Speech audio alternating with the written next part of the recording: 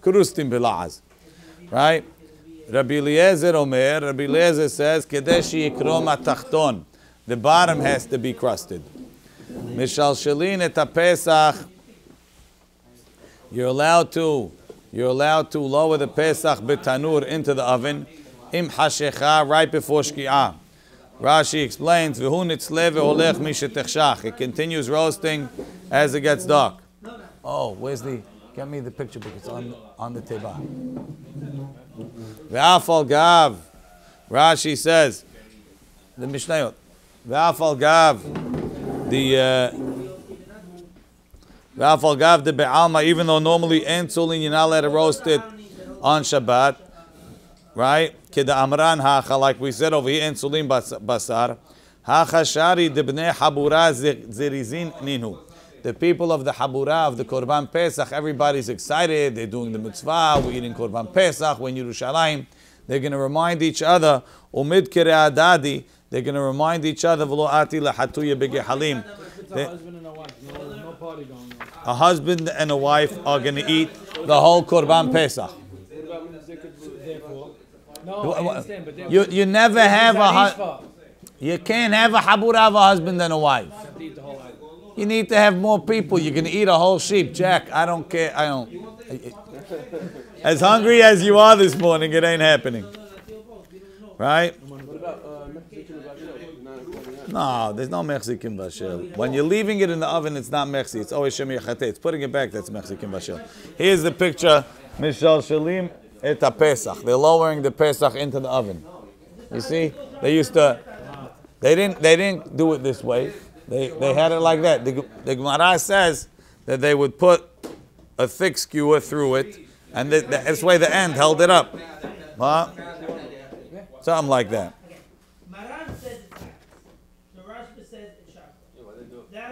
Huh? You're not allowed to break the bones. It has to be whole. You're not allowed to break a bone. You have to roast it whole. In Mitzrayim, they had to see you roasting their God whole. Now, there shouldn't be a mistake when they'll come. Maybe they'll think it's steak. No. The whole sheep on the skewer. Okay. Mishalshelin et Pesach betanur im hashecha uma'achizim et ha'ur. You could light the fire bimdurat bet hamoked. In the fire in the bet hamoked. Even though you're just starting it there, it's okay. We have a picture even of the Medurat Bet HaMoked. There's here the Bet HaMikdash. The Kohanim are cold. Here you see this guy's even shivering, and he's there. Mahizim et ha'ur b'Medurat Bet HaMoked. Ubigvulin. If you're outside of the Bet HaMikdash. So let's read the Rashi. Machzim et ha'ur me'at.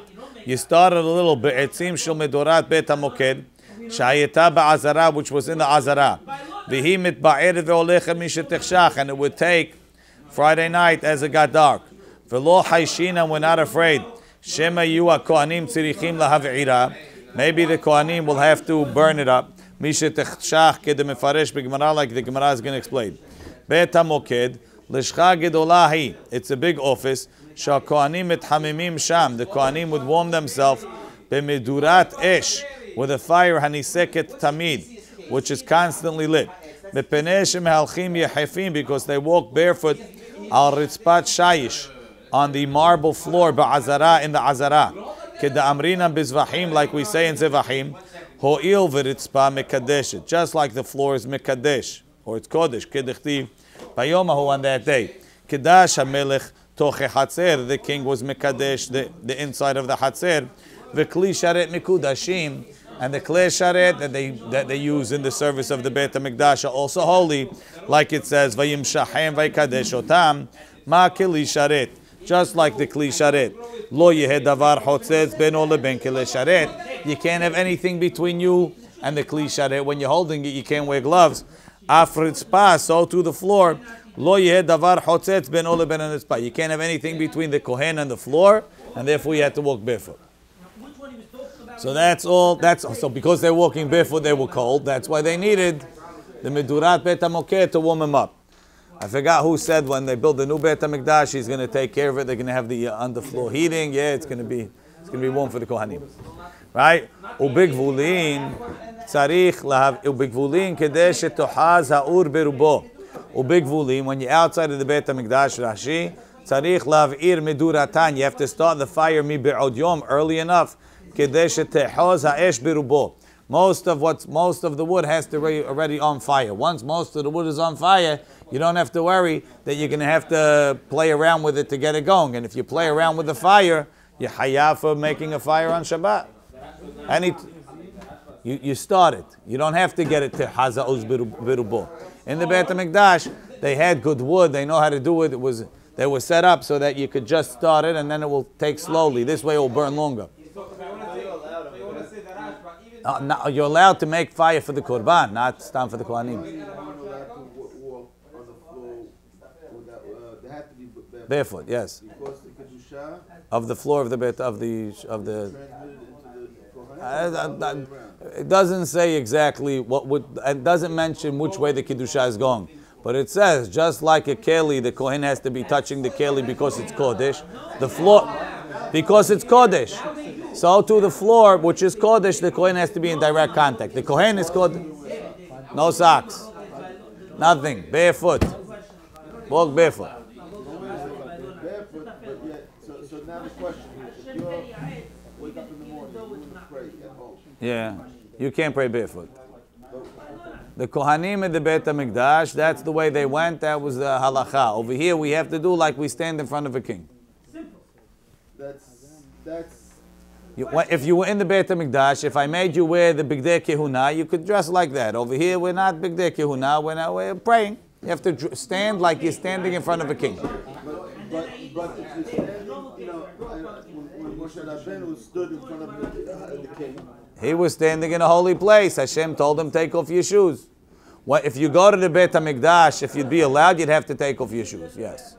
But we're not there, so we don't have to. So now we have a different criteria. Stand like you're standing in front of a king. okay, so if you're gonna pray in jeans, Henachinami, it's not proper. it's not proper. Not proper. More proper to pray in more in nicer clothes. No question. Okay. A person should dress to pray like he was standing in front of the king. Not everybody could. You're middle of mincha, you're middle of this, but. So if you stood barefoot, it's no different than you standing in jeans. Right, it's probably worse because even Obama would rather see you in jeans than barefoot. I haven't seen your toes, but In other words,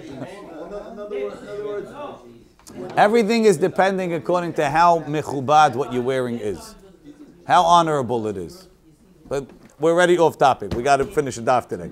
Let's go. Afterwards we can talk. Ubigvulin kedesh tochaza obirbor. Rabbi Yehuda omer bepehamin. If you're lighting pehamin, if you're lighting coals, kol shehu. You could light anything because coals take. You don't have to worry that you're going to have to stir the coals. Says the Gemara. It's going to hit. Coals burn. Yeah. The kama is like gas. You have to worry if you light, guys, worry it's going to hit. It's going to take all the gas. Don't worry. It's going to explode. when Muslims pray, they take off their shoes. Okay. Good for them. Tanner of Vakama. If I want to learn from Muslims, there's a lot of stuff I don't want to learn. Vakama.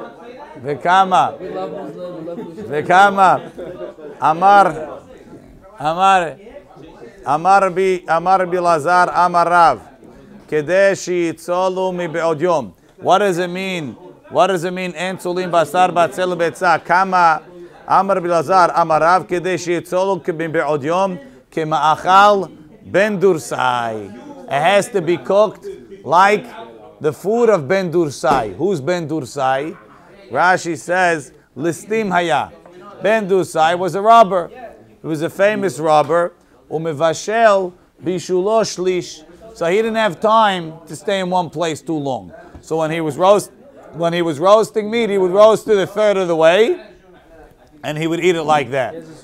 So everybody knew. Maybe for all I know, Ben Dursai went to restaurants, and he would ask them to cook it fast, and everybody knew the Ben Dursai method.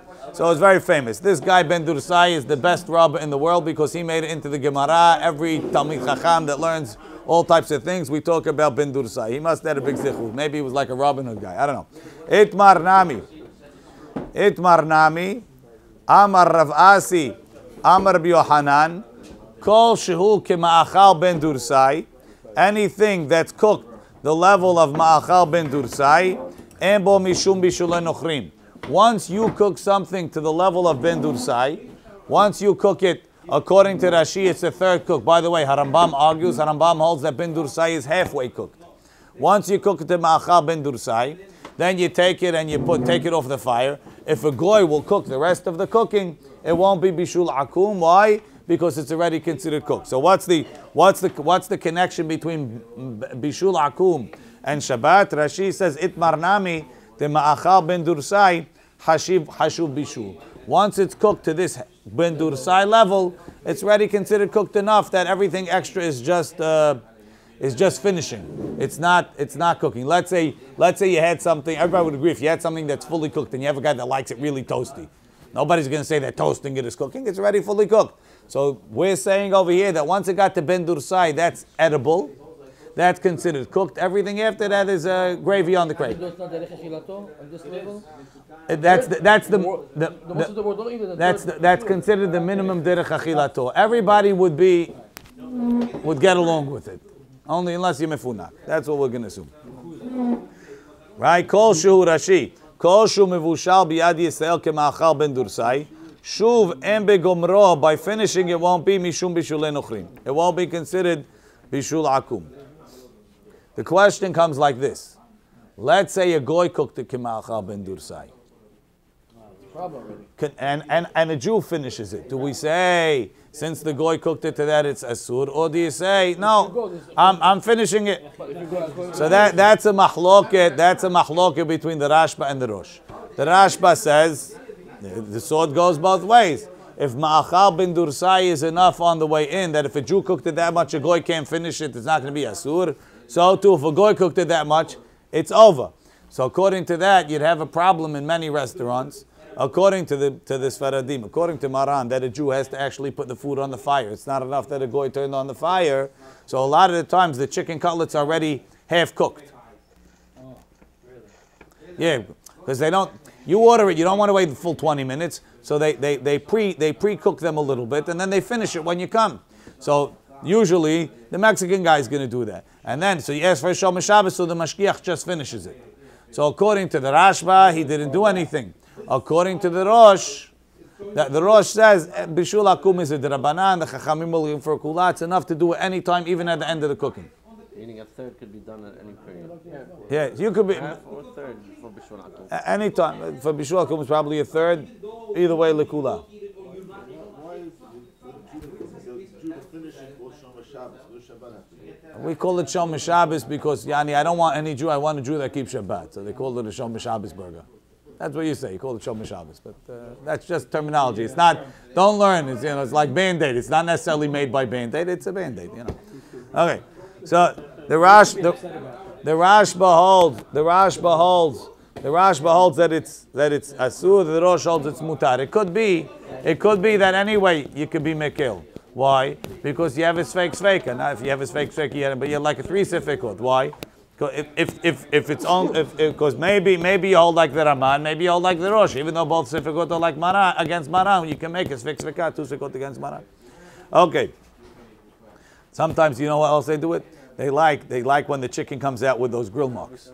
So they have the guy does that before, then they do it in the oven, right? Tanya, Hananya Omer. This is the one of the most famous lines in the whole Masechet Shabbat. Tanya Hananya Omer, Kol shehu k'ma'achal ben derusai.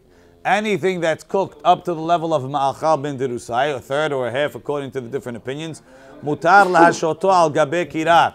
You can leave it on the fire, on the oven. Afal pi she'en girufa v'ktuma.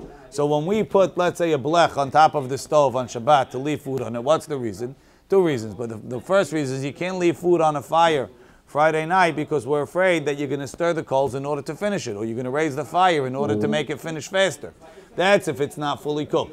But Hananya says The Mishnah later in Perikira seems to imply, or some of the Rishonim learned, some of the Morim learned, that it's talking that in order to be allowed to leave it on without being garuf katum, it has to be fully cooked and getting worse. What we call mitztamek v'ra'lo. Chananya holds no. In order to leave it on the fire, it just has to be 1/3 cooked.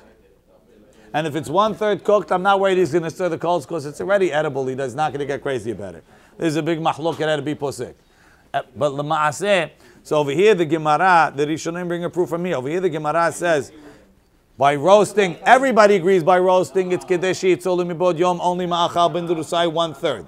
Then the Gemara says, this is like Hananya that says that even by a pot, even by cooking, if it's cooked 1/3, it's not, you're allowed to leave it on the fire if it's not garuf katum. So l'chaora, if I hold like the Mishnah that says, by meat it's enough 1/3, I hold like Hananya by pots also. That's what the Bala Ma'or holds. That's what the Rosh is noteh to. Many Rishonim are noteh that we posek like Hananya specifically from this sugya. The Rif disagrees. Yadua, the Rif and the Rambam both hold that in order to leave food on the fire, when it's not garuf katum, when the fire is not covered with what's called with a blech, it has to be fully cooked and getting worse. What do they do with this sugya? So the Rif holds that by roasting is worse than by cooking, or roasting is better. Why? By cooking, if you stir the coals, there's a pot, there's insulation, it's not going to ruin it. Masha'en came by roasting, once against the ma'achal ben durusai, it's too dangerous. If you stir the coals, you get a heavy flame, you'll burn it. So therefore, once it gets to ma'achal ben durusai, by grilling, the guy is much more careful. He's not going to stir. He's going to let it cook slowly. Masha'en came by cooking, there's so much time he might come to stir the coals. That's the way the Rif is mehalek. If the guy wants it well done, he's going to stir. Okay. Depends on the food. And Nodnim. Yehuda will tell you they knew how to eat meat. It has to be. And Notnim etapat. You're not allowed to put bread in the oven Friday afternoon unless it has enough time to crust before Shabbat. Now, that's fine. Rabbi Eliezer says that the bottom has to crust. Now, in those days, when they used to put bread in the oven, they did it like when you watch the pita guy, the ish tanur guy. They stuck it on the side of the oven. Fine. Which is if they had a thick bread, also they did like that. What's the bottom? When it's on the side, which is the bottom? Look at Rashi. Facing the fire or facing the wall? Okay, the Gemara. You realize that it could be a question. It's flat. Rashi. Yeah, but what's the bottom? Let's read the Gemara. Ibaylu tahton ha'ich de gabe'ur or dilma tahton ha'ich de gabe'ur. Is the tahton the one that's stuck to the oven or the side that's facing the fire? Look in Rashi. The gabe tanur. Shakikarot nidbaki bidofnei tanur. The loaves are stuck to the side of the oven saviv. Hilkach miba'ya they're asking. Hey kari tahton, what are you calling the bottom? Hanach panim de gabe dofnei tanur. Is it the side that's by the side of the oven? Or panim aponim lemata lahalal tanur? Or the side that's facing down towards the inside of the oven, letzad ha'ur. Tashema, Rabbi Eliezer Omer, kedei sheyikremu paneha hamedubakim batanur. So that the one that's stuck to the oven, the one stuck to the oven, like Yossi said, is called the bottom.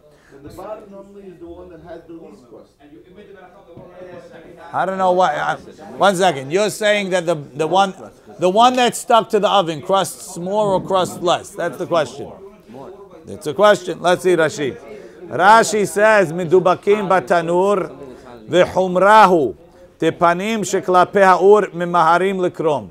Rashi understood that the side facing the oven crusts first. Tosafot quotes Rashi, "Ulapir shakunshus de piresh del gabe ha'ur mimahar lekrom umibaya lehem tachton de kamar bil azad de gabe tanur v'had de kamar rabanan ad shekenu paneha" means ahat mi paneha, either one of the sides. Va'afilu be'elyon, even the other side, even the one that's by the fire is enough. That's one way. So the chachamim are mekel. Or tachton de ka'amar bilazar ha'ich de gabe'ur, has to be dafka, the one by the fire, right? Which is faster. Imken, when the chachamim say at shekenu panea, means both sides. And they're mahmir. So we don't know who's mahmir, who's mekel. Tashemar Rebbe says the side by the oven. And it comes out, Rabbi Eliezer is mahmir, that even the oven side has to be, and the Chachamim are mekel, one of the two sides, even the outside one. Umihu b'Yerushalmi mashma de lahakel ba. The Yerushalmi is mashma that Rabbi Eliezer is mekel, and what? And the side facing the oven is korem first. How do I know that? Because it says umoder Rabbi Eliezer belechem apanim she'en karui lechem ad shikrimu panav batanur. It's not called bread until the side that's facing the oven is nikram. Mashma mean moder Rabbi Eliezer. Rabbi Eliezer is moder, meaning it sounds like Rabbi Eliezer is mekel, and he agrees by lechem apanim you need more than that. If Rabbi Eliezer, he need more. Umodeh she'en panei batanur. Mashma hacha sagi bekrima koldu. Over here, we're lesser one. So according to the Yerushalmi, Tosfot is understanding that the side facing the oven crust is first. I don't know. Dude. I don't know. Yeah, I have no idea. Next. I'm not doing melacha, it's doing it by itself. That's the Rambam's introduction to the laws of Garuf and Katum. He says, he quotes all the things you're allowed to open the water and let the garden fill, and you're allowed to do this and you're allowed to do that. He says, halamata, that it's okay to have a melacha finish on Shabbat. So why are we making gezerot on cooking on Shabbat? Gezerah, maybe you're going to stir the coals. It has nothing to do with the melacha that's happening, because I started before. If I put dough in the oven when Shabbat starts, and it's on a timer. You're not mehalel Shabbat. The question is, we don't let you do cooking that's starting on Shabbat unless under these conditions, because we're afraid you're going to pachke with it. And pachking with the food cooking could lead you to an isur deoraita. So that's why we learn some of the rules now. The bread has to be crusted. The meat has to be roasted. The food has to be cooked, and there'll be more. Let's go. Next, Mishal Shelin et Pesach. You're allowed to lower the Pesach into the oven right before Shki'ah. My ta'ama, what's the reason we're not Hoshesh Shemi Yechatev Gehalim? Mishum debnei Habura zirizinhen. Because the people of the group of the Korban Pesach, they're all excited, they're all careful, they're going to make sure that nobody stirs it. Says Gemara, halav hachi lo. If it's not bnei Habura, you wouldn't be allowed to put this animal in. Veha amar mor, didn't you say, Gadya, when you have a goat, ben sharik, ben lo sharik, whether you seal the oven, whether you didn't seal the oven, shapir dami, it's mutar. Why? Because kashi lezika, because the wind is no good for it, and you're not going to open the oven to stir the coals. Says the Gemara, hata mintah, hacha lo mintah. Over there we're talking, you're putting up chopped pieces of meat. Chopped pieces of meat, when the wind comes in, it ruins them. Masha'enkin over here, it's a whole animal. It doesn't get ruined when you open the oven. They'll come to stir. I don't think we said big pieces. Over here we're saying if it's a whole animal, it doesn't apply. Mishal Sheli, that's the next one. You're allowed to start the fire in the Bet HaMoked. Minani Mili, how do we know that you're allowed to start the fire in the Bet HaMikdash right before Shabbat and not outside of the Bet HaMikdash? Amar Rav Huna quotes a pasuk. Lo teva'aru esh, don't light a fire. Bechol moshebotechem, in all your dwelling places. Biyom HaShabbat, on the Shabbat, right? So we learn like this: Biyom bechol moshevotechem, in your dwelling places. Iyata mav'ir, you can't make the fire. Aval ata mav'ir, in my dwelling place. In midurat Beit HaMoked, in the Beit HaMikdash, you're allowed. Says Matkif la Rav Hizda, Iachi afilu b'Shabbat nami. Hare, the pasuk is don't make the fire on Shabbat. If you're telling me you're allowed to make the fire in the midurat Beit HaMoked from this pasuk, means the Torah gave you a specific etet to light fires on Shabbat. El Amar Rav Hizda, Kraki ata, the pasuk is coming, Lemishre evarim updarim huda'ata. The pasuk is coming not, when it says you're allowed to light fires in the Beit HaMikdash and Shabbat, or you're allowed to burn, it's not talking about for the Kohanim's feet. It's talking about you have parts of the Korban that weren't burned before Shabbat, you're allowed to burn them on Shabbat. That's part of the service, it's not some comfort zone for the Kohanim. And why do we allow you to light the fire right before Shabbat in the Mendurat Beit HaMoked? The Kohanim zirizim him. Kohanim, they're zariz. They're careful. They watch each other. There's a whole bunch of guys, plenty of mahmirim. They'll yell at the guy that starts to touch it. Don't worry about it. You don't have to worry over there. It's a controlled situation. Sounds to me like you're allowed to light a fire. You're not allowed to light a fire if it's for your honor. But if it's for Hashem's honor. Not anything that's for Hashem's honor. Only the Beit HaMikdash, only Evarim Uptarim, and even the Evarim Uptarim, Tosafot says if it was able to be done before Shabbat, you're not allowed. It's only talking they were already on the Mizbeach and they're part of the Mizbeach's food, so then you're allowed to continue burning them on Shabbat. We say Olat Shabbat b'Shabbato v'lo Olat Hol b'Shabbat. You can't even take care of yesterday's korban on Shabbat. Only Shabbat's korbanot on Shabbat. Because it has to be done on Shabbat, we allow it. The only difference that he's being matir over here is if it's already on the Mizbeach. You put it up before Shabbat. It was on the fire.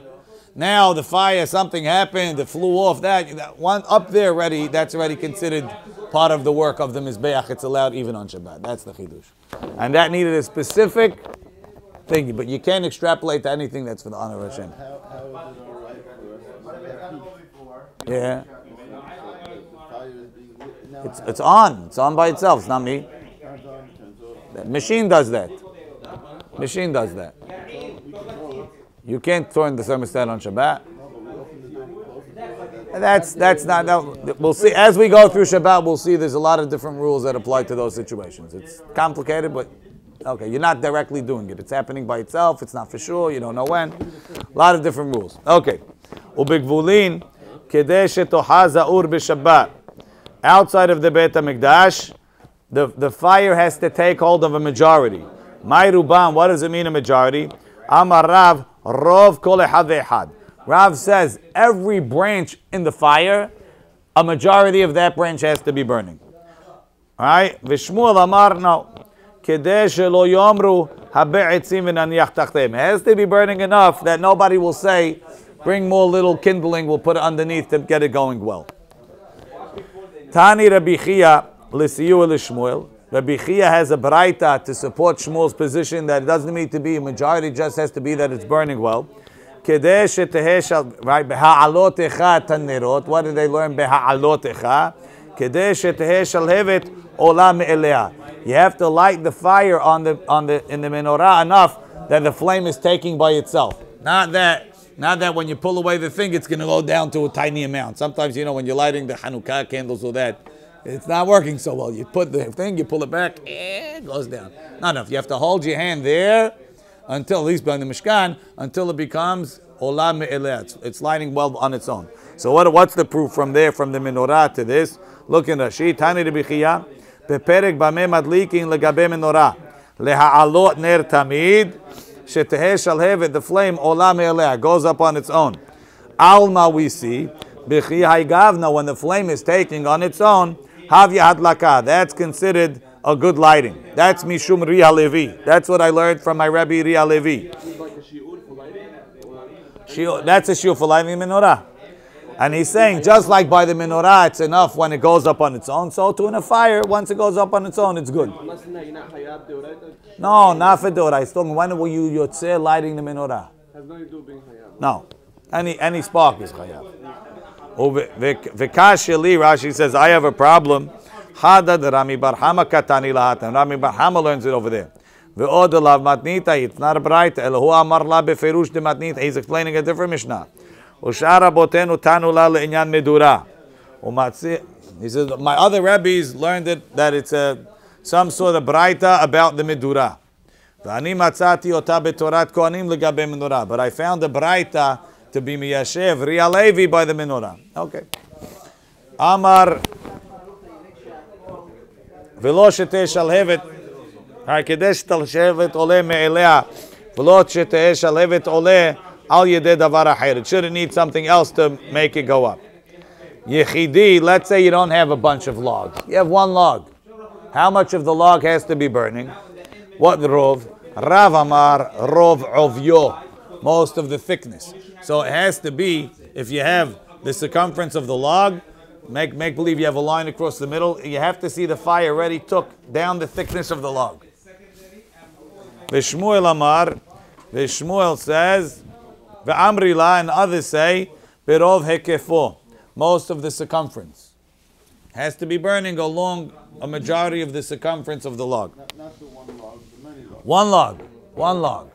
Many logs as long as it's burning good. Not every log has to be on fire, and not a majority of any particular logs. When you see it's, So you said every one of the branches. Rav said that. Rav said a majority of each and every branch. Right. Shmuel says no, as long as it's burning good.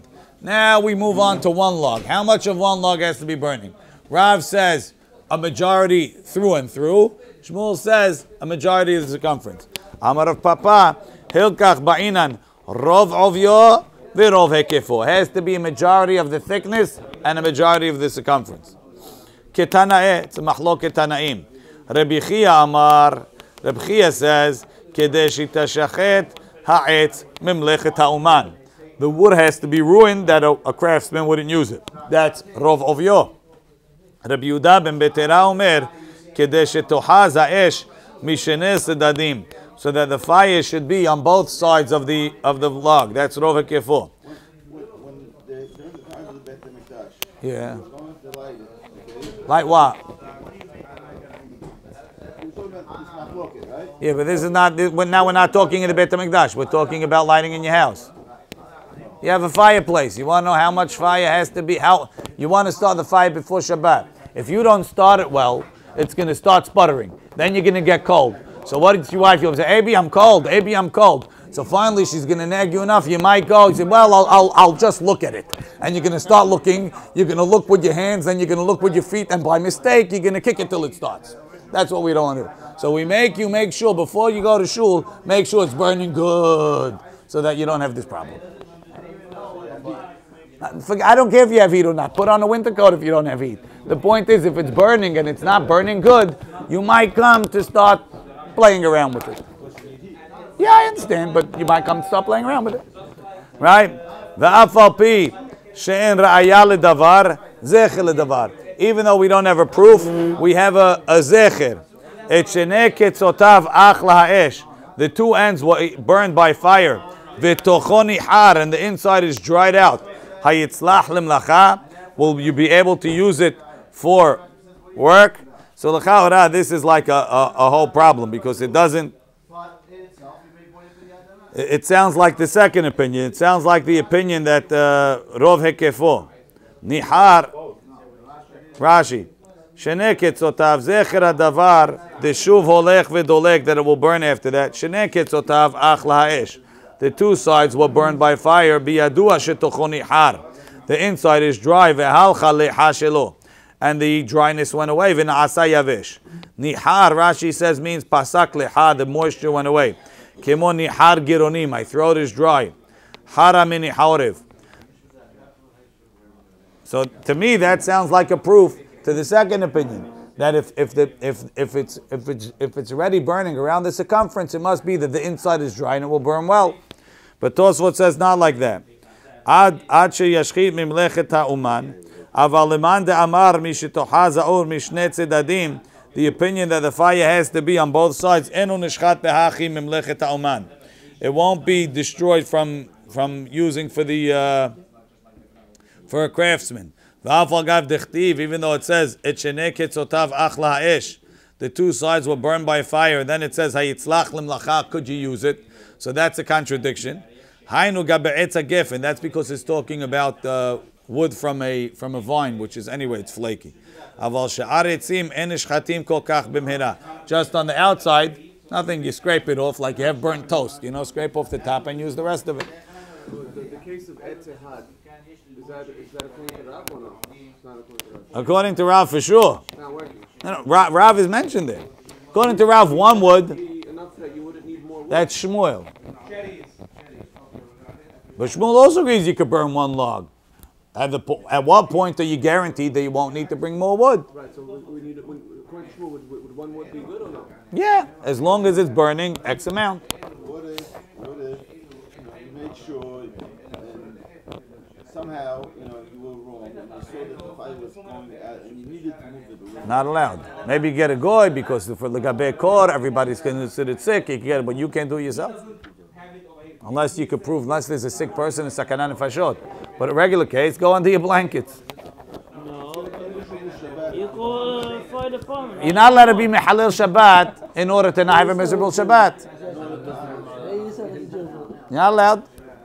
The honor, the first honor of Shabbat is do no work.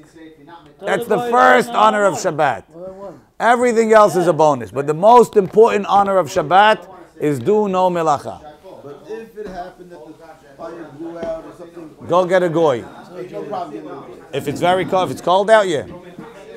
Yani, To do it. yeah. Tell you, we say that if it's cold out, hakol holim etzelatzina. Everybody's sick with regard to cold. Okay, and if it works the other way, if you need the air conditioning, We're not talking about air conditioning now. It's a question for after class. Let's go. The Gemara says, "Ve'ha'ach lefanav mav'eret." Now we're just quoting a pasuk by Navi. Pasuk says, "Ve'ha'ach lefanav mav'eret," talking about Yoshiyahu.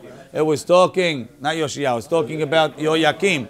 When Yirmiyah wrote Megillat Echa, he sent it to him, and it said that there's going to be trouble. So he read the Megillah, Ve'ha'ach lefanav mav'eret, and every time they read, they would cut it with a knife and throw it on the fire. He's burning Sifrei Tanakh, right? It's burning Azkarot. So ve'ach lefanav mav'eret. My what's this Amar Rav ahvana. Rav says ahvana, which is aravot. V'Shmuel is going to say it. V'Shmuel amar etzim shenidliku be'ahvana. It's wood that's burning together with brotherhood. Right. Hahu de'amar lehu man bay ahvana. Someone said, who wants to buy ahvana? Ishtakach arvata. They went and they checked what it is. It was aravot. So you see, when Rav says ahvana, kanere there were different dialects of Aramaic, and Rav was talking one dialect. And they didn't know what it was. When they saw a guy selling ahvana, they saw he was selling aravot. They understood what Rav meant. Amar Ravuna. Aravot burn fast? Yeah, when they dry, they burn first. Amar Ravuna. Kanim en tzirichim rov. If you have twigs and you're burning twigs, they don't need a majority because they burn fast. Agadan, if you tie them together, tzirichim rov. Then you need a majority because once you tie them together, it takes time for the flames to get in the inside. It becomes like a log, functions like a log. Gar'inim, a popular fuel in Bavel was the pits of the dates. They used to use it for fuel. Gar'inim of dates and tzirichim rov. They don't need a majority. They burn well. Netanam behotlot, if you put them in baskets, tzirichim rov, because then it takes time for the fire to get to the middle. Matkif la Rav Hizda. Rav Hizda asked the question. He says, I think the Sivara is the opposite. What? He says, not because of Ahdut Sivaro. Let's see. Matkif la Rav Hizda. Ibcha mistabra. Kanim mivadran. If you have spread out twigs, the fire has to get from here to there. Might not get there. They should only to be burning. It has to be burning strong. Agadan, when you tie them together, lo mivdiran, they're not spread out. It will burn better. Gar'inim, the pits, mivadran, they're spread out. They're not going to burn well. Netanam behotlot. If you put them into baskets, lo mivadran, the fire will continue burning. Look in Rashi. Kanim mivadran lekan ulkan. They spread out. Ve'ahad mehen hayotza, the one that's out, lo timtzat havirta, won't find its friend leva'arat to burn it. Hilkach kilo agadan, if you didn't tie them, tzrich erov, you need a majority. Aval agadan, if you tie them, lo mivadran, they're not spread out. Ve'enan tzrichim rov. Ve'chen garinim, the same by garinim. Now this next line is a little bit difficult. So itmar. If you take out the nami, it gets a little better. Itmar, Amar Rav Kahana says, Kanim sha'agadam, if you have the kanim that you tie together, tzirichin rov, it needs a majority.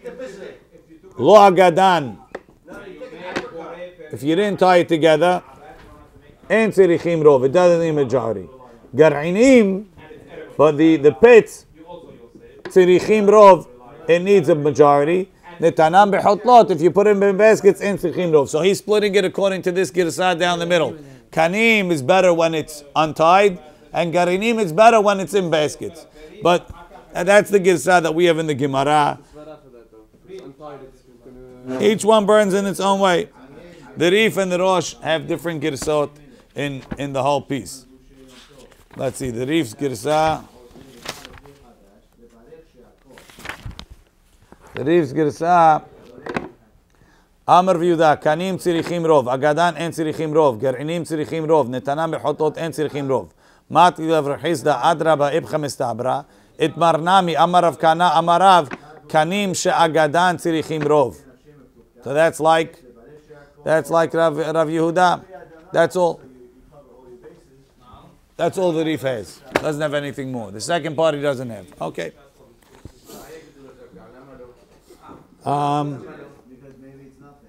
Tani Rav Yosef. Rav Yosef taught. What are you stirring when they're tied together?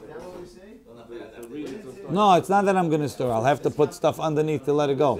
Yeah, when you make the fire for biur hametz, right? If you take a whole newspaper, wrap it up, it takes a very long time till the whole thing starts going, right?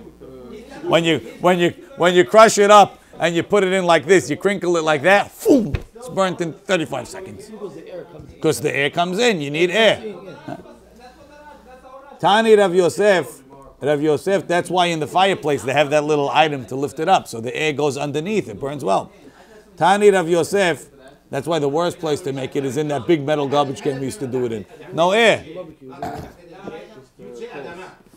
Tani Rav Yosef, Arba'a medurot en tzirichim rov. There's 4 types of fires that don't need a majority. Shel zefet, if it's zift. Pitch, it burns fast. Pitch. Zefet is pitch. The black things they put in the roof. It's not all black, I don't think. Black, Zefet is black. Yeah. That's why they say pitch black. Uh-huh. All the pitch is black? Okay. Now you say Ziftu Atran. That's coming next. Right? So, Shel Zefet v'shel gofrit. Gofrit is sulfur. I guess it burns well too. V'shel givina. Some change it. The Rashi changes it to givava. Right? Givava is straw. Stubla. Burns very fast. Right? And the Rif says kira, which is wax. V'shel revav, and if it's grease. Grease burns fast too. V'matnita tana. In the Mishnah we learned, in the Braita we learned, Av shel kash. Oh, sorry, Rashi doesn't have givava. My mistake.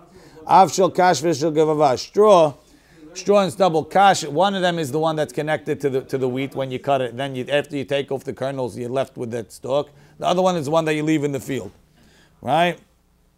So Rashi says givava, the one that's left in the field, the stubble that's left on the bottom, and the kash is the tails of the thing. There's machloket which way it is.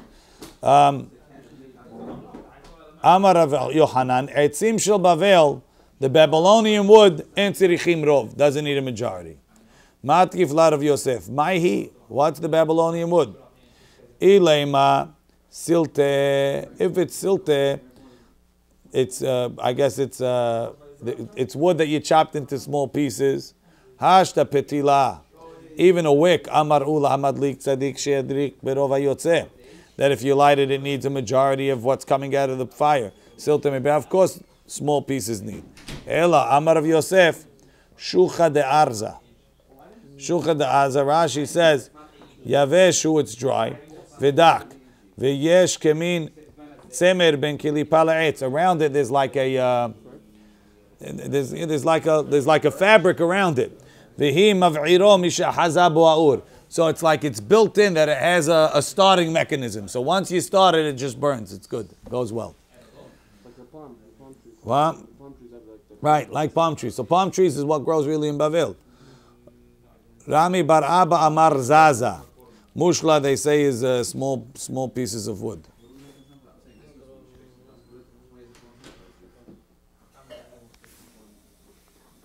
I don't have a lo azeh Rashi, but if I'm not mistaken, that's what it is. Bameh madlikin, hadaran alach yitziot Shabbat. Bameh madlikin ubameh madlikin. If you bring that barbecue again, no problem. Bameh madlikin ubameh madlikin.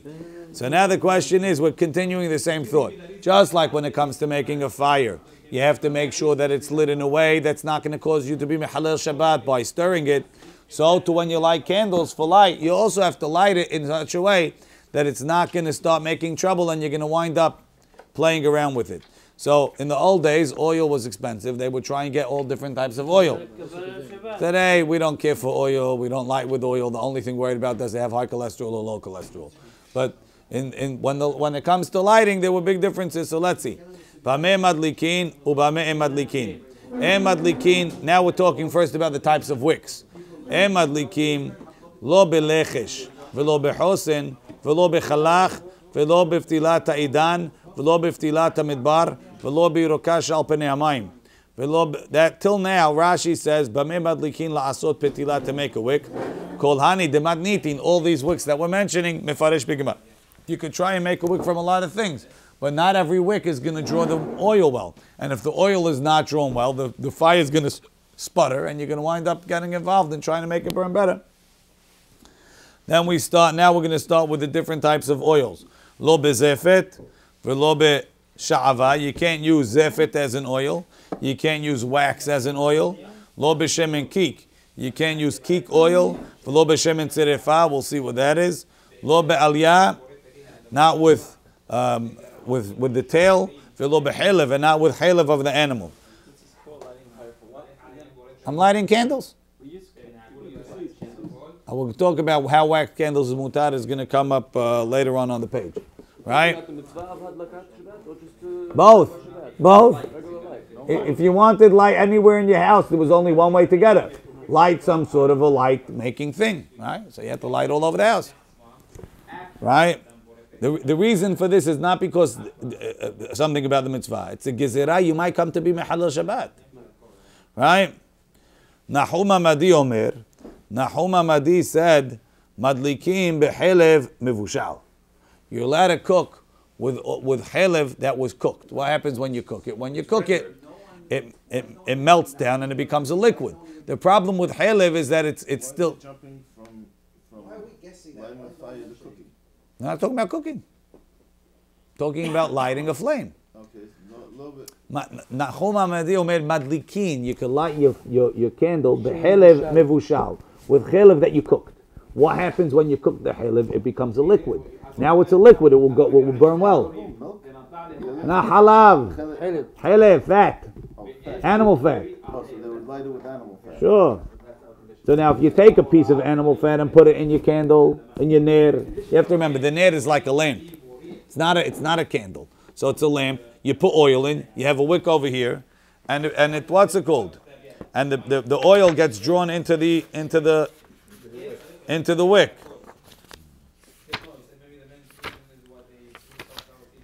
I don't have a picture. Here's a ner, right? This is your ner. This is a case later with the shefuferet shel betzah. So you see the oil is here, the wick is there. The wick has to draw the oil up. Some wicks do that well, some wicks don't. Besides for that, the oil has to be coming out. If you have a piece of chelev in here, it's dependent on melting. The ner has to get hot, and as it gets warm, it's going to melt the chelev and it's going to draw up. It's not such an efficient process. So therefore, you're going to wind up getting a flame that goes up and down according to its moods, and you're going to wind up tilting it. So therefore, they said you can't light with plain chelev. Nahum says, if I melt the chelev, it becomes a liquid. Once it's a liquid, it's great. It burns fantastic. No, not so. I don't think that's his problem. So he says, maybe yeah, maybe no, I don't know. But the Chachamim Omrim. No, he's saying chelev is asur, but if you cook it first, it's okay. V'chachamim omrim ehad mevushal. Now we always think 2 candles, one is cooked and one is not.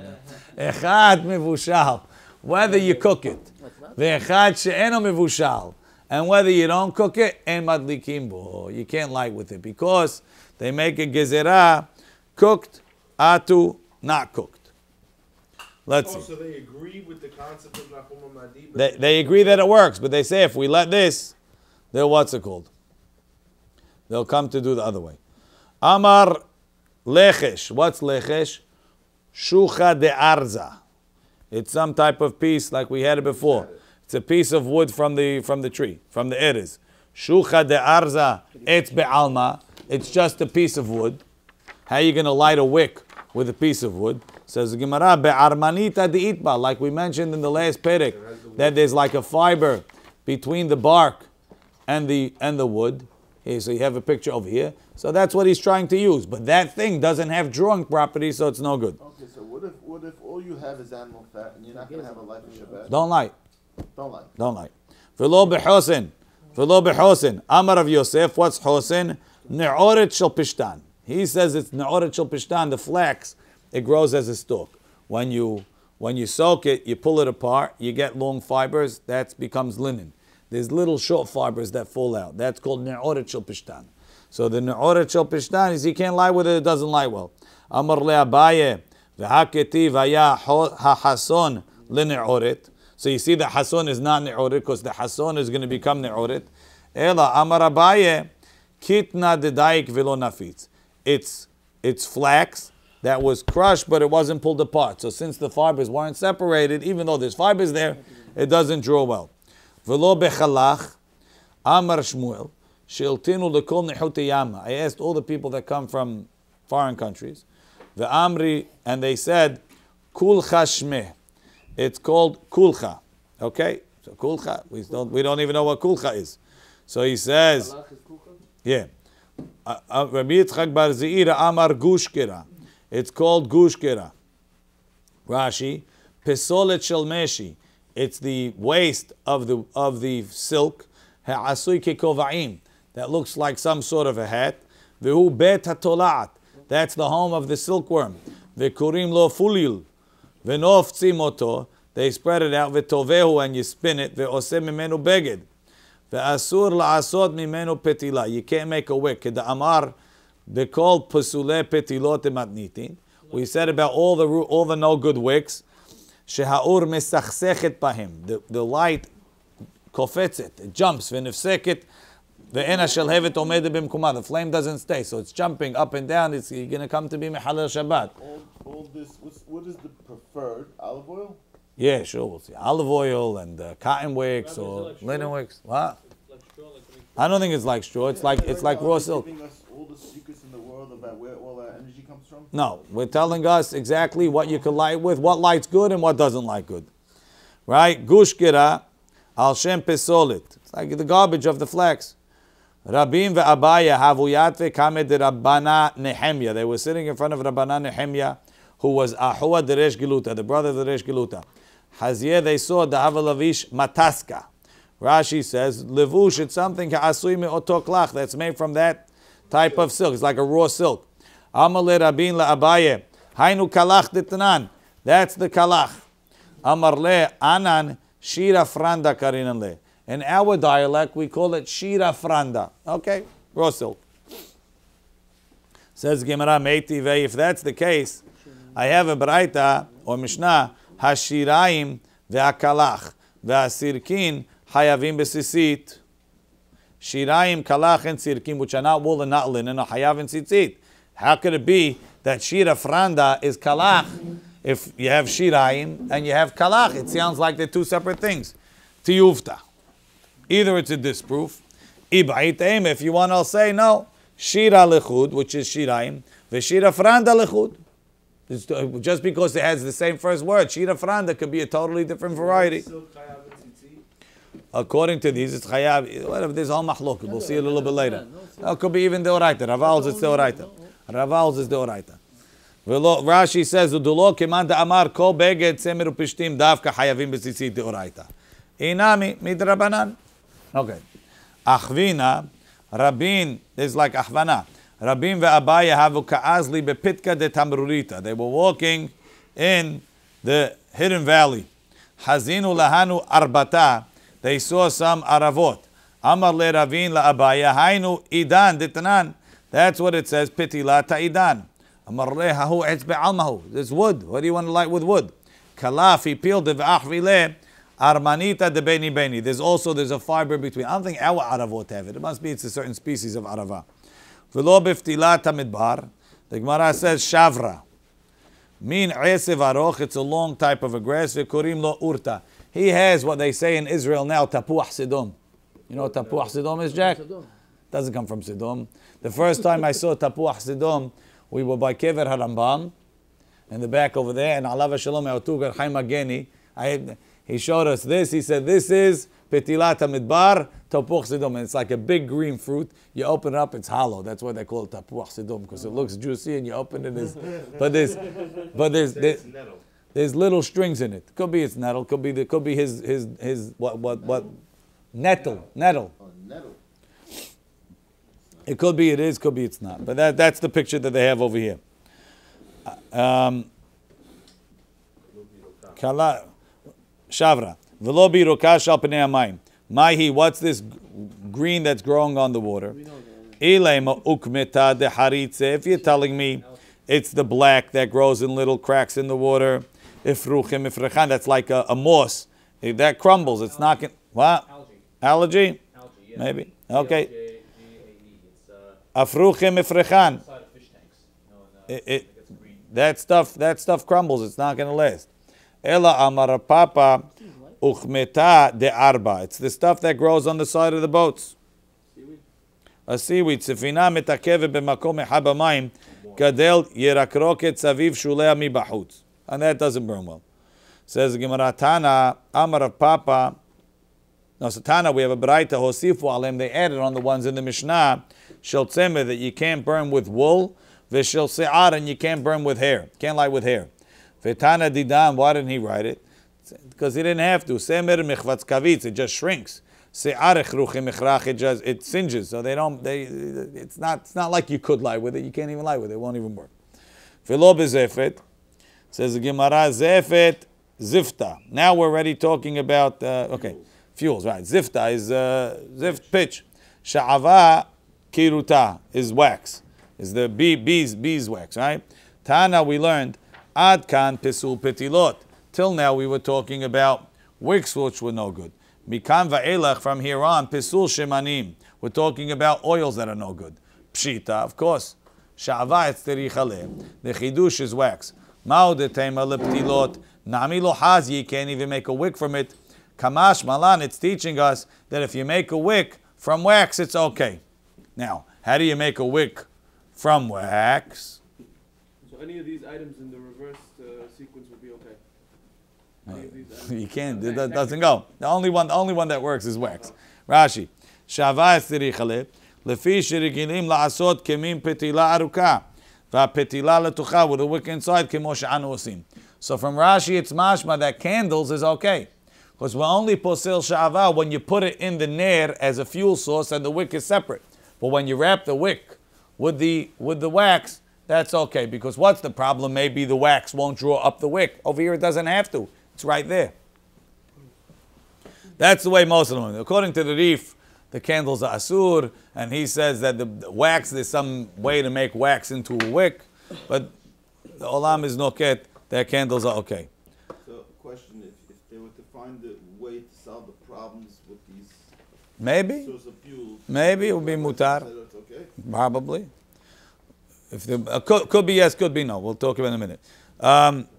Amar Rami bar Avin, itrana itaron pesulta zifta is a byproduct of zift. Rashi says lahar shiyotzeh zefet min ha'etz. When the pitch comes out of the wood, zav mimeno al yedaur pesolet salul. You get a clear liquid keshemin v'hu itran. That's kerosene, right? Sha'ava pesulta deduvsha. Wax is the byproduct of honey. L'may nafkamina, what's the difference? L'mekach u'memkar, for buying and selling. L'man de matni l'mizban sha'ava, someone wants to buy sha'ava, leitiv le pesulta deduvsha. You give him the leftovers from the honey. That's the beeswax. Rashi, so what's the chidush? Tosfot says you can't force him to purify it before you give it to him. Sha'ava means what you have left over after you got the honey out.